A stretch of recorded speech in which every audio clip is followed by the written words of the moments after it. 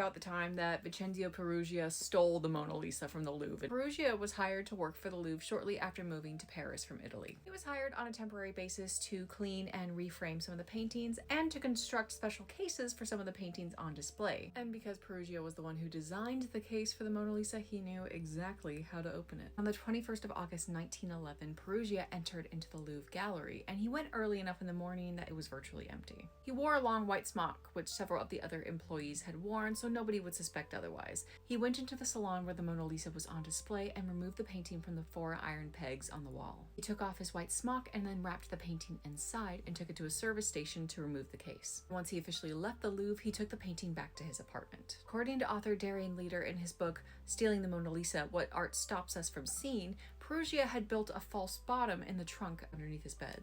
He gave it the precise dimensions that he would need to fit the Mona Lisa. Meanwhile, at the Louvre, it took nearly a day for anybody to realize that the painting had been missing. At the time, it was actually one of Da Vinci's lesser-known artworks. And it was common at the time to have paintings removed from the gallery for maintenance or cleaning without much advance notice. However, an artist had traveled to the Louvre that day specifically to create a study of the Mona Lisa, and when he noticed the empty space on the gallery wall, he alerted Louvre employees. From there, a media frenzy began to propel the Mona Lisa into the spotlight. The New York Times even posted that the people of Paris had gone into such a stir that they, quote, forgot the rumors of war, because of course World War I was just around the corner, this being 3 years prior to that. People were laying flowers in front of the empty space in the gallery. There were postcards for sale with her face on it. She was in newspapers everywhere. This very well may have been what contributed to the Mona Lisa becoming one of the most recognizable paintings in the world. Funny enough, while Peruggia was actually interviewed twice, he wasn't deemed a primary suspect. But do you know who was? Pablo Picasso. He was in Paris at this time, and he ended up being interrogated by the police. He wasn't actually guilty of stealing the Mona Lisa. But they found out that he did actually possess 2 Iberian sculptures that had originally belonged to the Louvre that had been taken by somebody else that ended up in Picasso's possession. So